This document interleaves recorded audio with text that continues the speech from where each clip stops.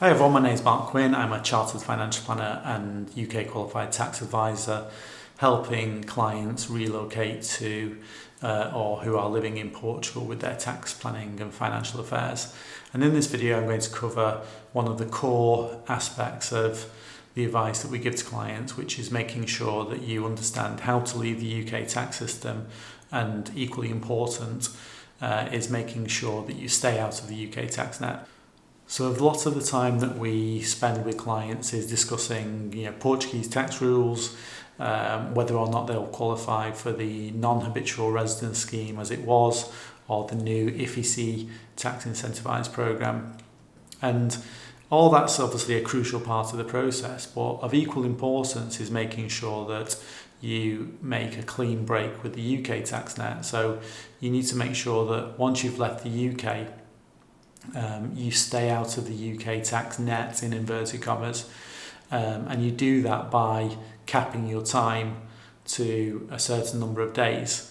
In simple terms, tax residency is about where you physically spend your time, certainly with the UK and Portugal. Now, Portugal is the easy part of the process because there's one main definition, which is you've been here more than 182 days in any 12-month period. The UK is a bit more tricky because it can be as few as 16 days and it can be as much as 182 days. So in this video I want to walk you through how you determine what day allowance would be appropriate for you and your family. And this is all governed by the Statutory Residence Test 2013. And just to be clear, this video is a very summarised version of that test. The test itself, I think, is about 60 pages of legislation, 100 pages of HMRC guidance notes, and there's lots of nuance to the test. But this video should give you a sort of a short summary and quick guide, just so you get a feel for what you'll be looking at in terms of day count allowances. Why this is also of even more importance recently is because from October 2024, the Chancellor of the Exchequer in the UK announced in the budget that from April 2025, the assessment for inheritance tax is now going to be residency based. So historically it was domicile based, which isn't the same concept of residency. Now it will be purely based on where you were resident in the last 10 out of 20 tax years. And how they're going to assess that is under the Statutory Residence Test. So you have to demonstrate if you're going to claim to be what's called a non-long-term UK resident, so you don't have any liability to UK inheritance tax.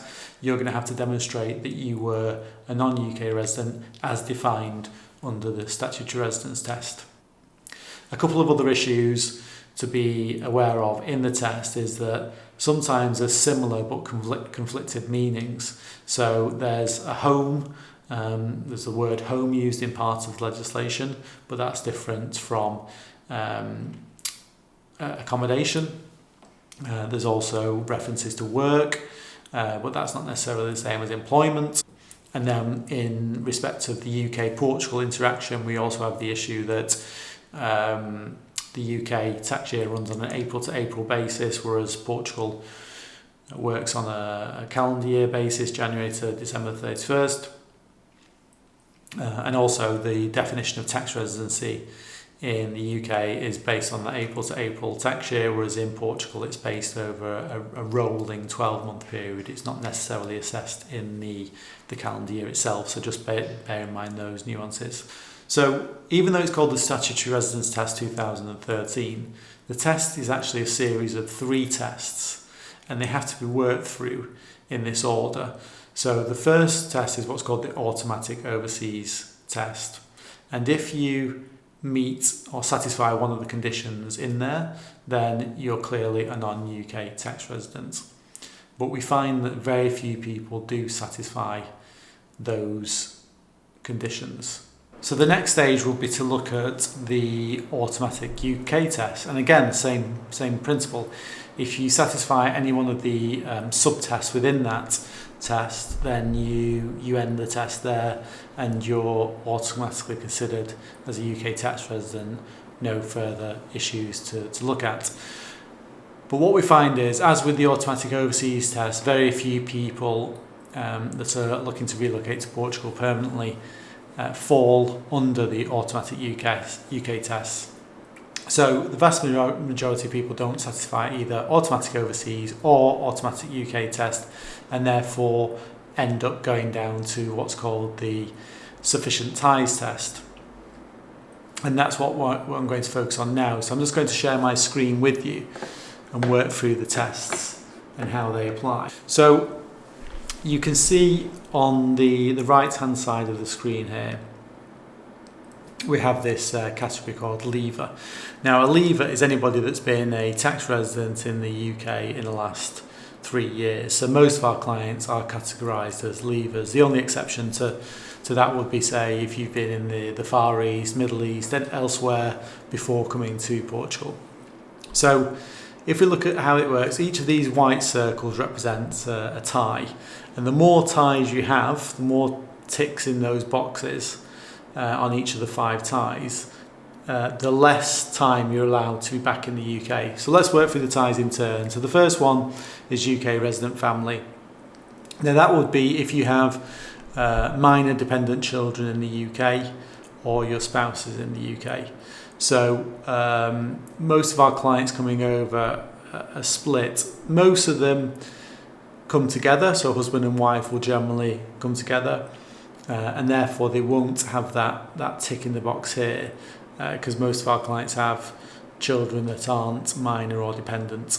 Now the only exceptions there is if one spouse is staying in the UK for a short sort of holdover period, for example, closing down businesses, selling properties, etc., and the other person moves ahead. So that's something that we've seen in the past. So sometimes that can apply. The second tie, substantive UK employment of 40 or more days in the UK tax year. So that can apply, but that's only if you're working physically on UK soil for more than 40 days each year. It doesn't apply if you're working from Portugal. So if you're working remotely but you're behind a Portuguese desk, that wouldn't apply. So we rarely see that second tie apply for our clients. The third tie, accessible UK accommodation. Now this is interesting. This is where the terminology gets interesting, because you'll note there it says accessible UK accommodation. It doesn't say property you own. So you could be in a position where you own property and it's not necessarily accessible. For example, if it's rented out. So you could have 100 properties, but if they're all rented out, you've got no accessible accommodation. Conversely, you could own no properties, but you might have a long-term rental in the UK, which is accessible. Another nuance that a lot of people miss is that they think, well, I can just stay with my children when I'm over in the UK. Well, the government's thought of that, so they've imposed a restriction saying that even time spent with children can be considered accessible UK accommodation if you're spending more than 16 nights a year there. So just bear that in mind. So for that reason, it's very difficult to escape this tie. And so for the most part, we assume that people are going to have the accessible UK accommodation tie. The fourth one is one that you're probably not going to be able to avoid, because if you're coming here from the UK, so you're moving from the UK to Portugal, then you will have spent more than 91 days in the previous 2 tax years, so you'll tick the fourth box. And then the final box won't apply if you're moving to Portugal full time, because you won't be in the UK more than any other country, you'd be in Portugal more than any other country. So let's first assume that we have 2 ties. Most clients have the accommodation tie, which is tie 3, and tie 4, which is in the UK for more than 91 days in the previous 2 tax years. And we can see in the box below that if you look down from 2 ties down, that means you're non-resident here by capping your time to 90 days here. So that's 2 ties. If we assume that you also had the second tie, the first tie, so if for example your spouse is still in the UK whilst you establish a home over here in Portugal, and you have 3 ties, you can see, again, looking down the table, 3 ties here means you're non-resident by capping your time to 45 days. So the extra tie has cut your day count allowance back in the UK in half. And then how it works after 3 years, you jump over to the left-hand side of the screen and you become what's called an arriver. So that means you haven't been a UK tax resident in the last 3 years. And then we can see in the box, so the same 2 ties, imagine you have the same 2 ties as you did in years 1 to 3. The same 2 ties here, if we're looking down here, 2 ties, look down the table, means you're non-resident by capping your time to 120 days. So the same number of ties goes from 90-day allowance in the first 3 years up to 120 after that. And then you also have to think about, one of those ties is you've been in the UK for more than 91 days in the previous 2 tax years. Well, that will also fall off. So if you've capped your time in the first couple of years to 90, then in year 3 you will naturally have an increased allowance by virtue of the fact that you've limited your time in the previous years. So it does get more generous over time, but in the early years it can be quite restrictive. A common question I'm asked in this respect is, how will the government know that where you are? And the answer is they won't know. But if you ever are challenged, then the onus of proof isn't on them to prove your day count in and out of different countries. The onus of proof will fall back on you, and that's why we always say keep accurate records. Make sure you keep a track of where you are, even something as simple as a 3-column spreadsheet, one for the UK, one for Portugal, one elsewhere, and just keep track and records of your time. So it could be restaurant bills, flight details, hotel accommodation details, even things like electricity and utility usage may be required to demonstrate that you're spending, say, more time here than the UK, for example. And just to finish on a couple of miscellaneous points on UK source income. So even if you leave the UK successfully and you're monitoring your time, you're capping your time to the allowable day limits in the UK, any what we call UK source income will always still be subject to UK tax. So even if you never set foot in the UK again, certain categories of income will be taxable in the UK. The most common ones for our clients are UK rental income and civil service pension schemes. So if you've worked for the local government, certain NHS workers, police, etc., then you'll always have a UK tax issue. However, the good news is that you can utilise your annual personal allowance in the UK against any UK source income.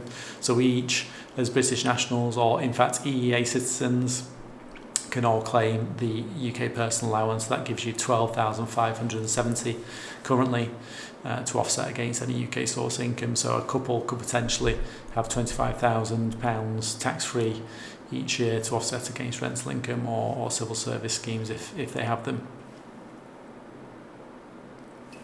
And the final point I just wanted to make in connection with the Statutory Residence Test is, again, even if you're successful in getting non-residency and capping your time going forward, please be aware of the 5-year anti-avoidance provisions of the UK.